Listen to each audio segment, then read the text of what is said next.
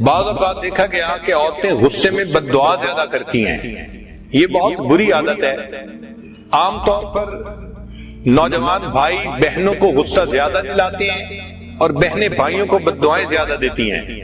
مثال کے طور پر بہن کے چہرے پہ دانے نکل رہے تھے جو جوانی کی ابتدا میں سب لوگوں کے چہروں پہ نکلتے ہی ہیں، تو ڈاکٹر نے اس کو کہہ دیا کہ تم اپنے منہ کو دھویا کرو اور اس پر کوئی پالیوٹڈ چیز نہ لگاؤ.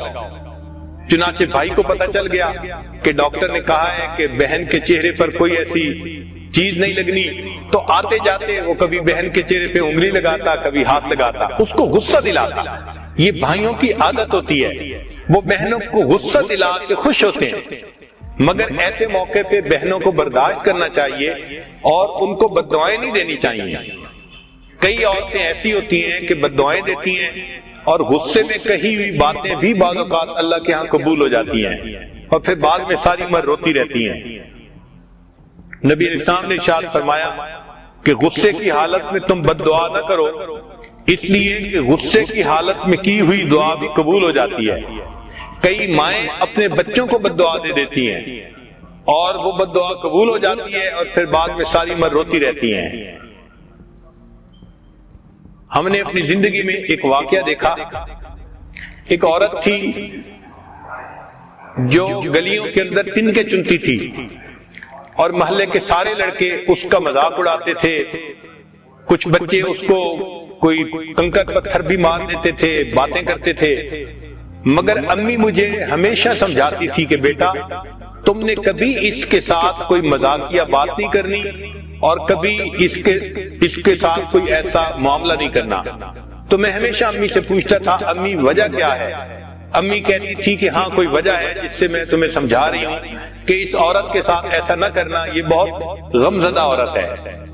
تو چھوٹی عمر میں مجھے یہ بات سمجھ نہیں آتی تھی کہ سارے محلے کے لڑکے اس کے ساتھ مذاق اڑاتے ہیں، مجھے ہی کیوں منع کیا جاتا ہے. جب بڑے ہوئے، جوان ہوئے، تب امی نے ایک دن بات سمجھائی کہ اصل میں یہ اس محلے کی ایک عورت تھی، اللہ رب العزت نے اس کو ایک بیٹا عطا کیا.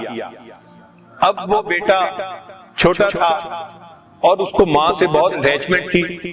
بعض بچے ماں کے ساتھ بہت اٹیچڈ ہوتے ہیں، ان کو گودوں کا چسکا پڑ جاتا ہے، وہ چاہتے ہیں کہ ہر وقت امی ہمیں اپنی گود میں ہی لیے رکھے. وہ بچہ بھی اسی طرح کا تھا. ایک دن ماں کوئی کام کرنا چاہتی تھی جیسے کپڑے دھونے یا کوئی گھر کی صفائی کرنی، اور بچہ چپکا ہوا تھا اس کے ساتھ. تو اس نے بچے کو فیڈر دیا اور اس کو ڈانٹا کہ اچھا میں اب کام کرنے لگی ہوں، اب تم نے میرے پیچھے نہیں آنا. بچے نے فیڈر پیا اور پھر وہ ماں کے ساتھ آ کے چپک گیا. اس پر اس کو غصہ آ گیا اور غصے میں اس نے بچے کو کہا کہ میں تو تمہیں سلا کے آئی تھی، تم کیوں پھر میرے پاس آ گئے؟ اور غصے میں یہ لفظ کہہ دیا کہ میں نے تو تمہیں سلایا تھا، تم سو ہی جاتے تو اچھا تھا.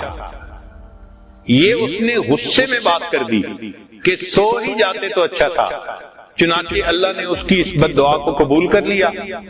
اس کے بعد کیا ہوا کہ وہ بچہ بڑا نیک بنا اور بڑا قابل بنا. اسکول میں بھی وہ فرسٹ آتا اور سارے محلے والے اس کا نام لے کے اپنے بچوں کو نصیحت کرتے کہ دیکھو تم بھی ایسے قابل بنو جیسے وہ بچہ ہے.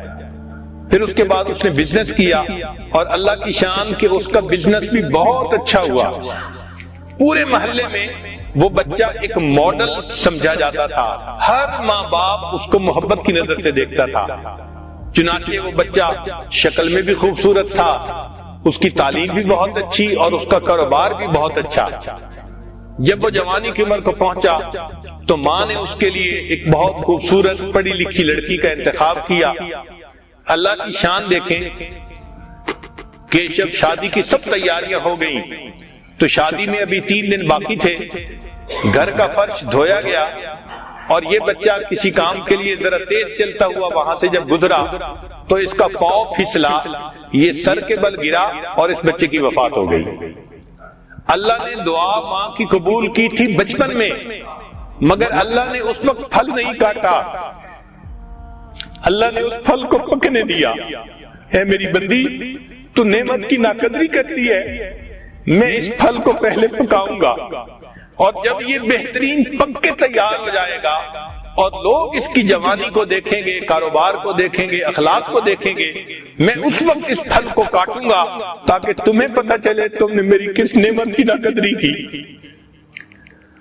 تو غصے میں کئی مرتبہ مائیں بد دعائیں دے دیتی ہیں، الفاظ کہہ دیتی ہیں، اور وہ یہ نہیں جانتی کہ پھر اس کا نتیجہ کیا نکلتا ہے۔ تو چاہیے کہ ہم اپنے غصے کو کنٹرول کریں۔ چنانچہ غصے کو کنٹرول کرنے کے لیے 10 خاص باتیں۔ پہلی بات کہ جب غصہ آئے اعوذ باللہ من الشیطان الرجیم پڑھے تاکہ شیطان بھاگ جائے اور انسان کا غصہ کم ہو جائے۔ دوسرا پوائنٹ کہ انسان غصے کی حالت میں خاموش ہو جائے۔ حدیث مبارکہ میں بھی ہے کہ جب تمہیں غصہ آئے تو تم چپ ہو جایا کرو۔ تیسرا پوائنٹ کہ غصے میں انسان کھڑا ہو تو بیٹھ جائے، بیٹھا ہو تو لیٹ جائے، اور پھر بھی غصہ ختم ہو تو اپنی جگہ کو بدل لے۔ پھر غصہ آئے تو انسان کو چاہیے کہ وہ مسکرا کے بات کرنے کی کوشش کرے۔ گو یہ مشکل ہے مگر غصے میں مسکرانا اللہ کو پسند آتا ہے۔ ایک اعرابی دیہاتی آئے اور اللہ کے حبیب صلی اللہ علیہ وسلم سے بات کرتے ہوئے اس نے چادر کھینچی۔ چادر کھینچنے سے اللہ کے حبیب صلی اللہ علیہ وسلم کو تکلیف ہوئی، مگر نبی علیہ السلام نے مسکرا کر فرمایا کہ اس کو کچھ مال دے دو، یہ مجھ سے کچھ مال مانگنا چاہتا ہے۔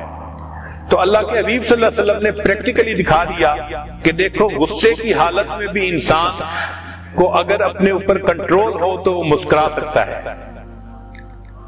حدیث پاک میں جو شخص غصہ پیے گا اللہ تعالیٰ قیامت کے دن اس سے اپنے عذاب کو دور کر دیں گے۔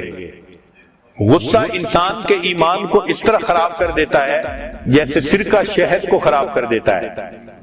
ایک صحابی نے نبی علیہ السلام سے نصیحت پوچھی، اے اللہ کے نبی مجھے نصیحت فرما دیجئے۔ نبی علیہ السلام نے فرمایا لا تغضب، تم غصہ نہ کیا کرو۔ چنانچہ جو شخص غصے کو پی لیتا ہے وہ اپنے شیطان کو پچھاڑ دیتا ہے، اس کو ہرا دیتا ہے۔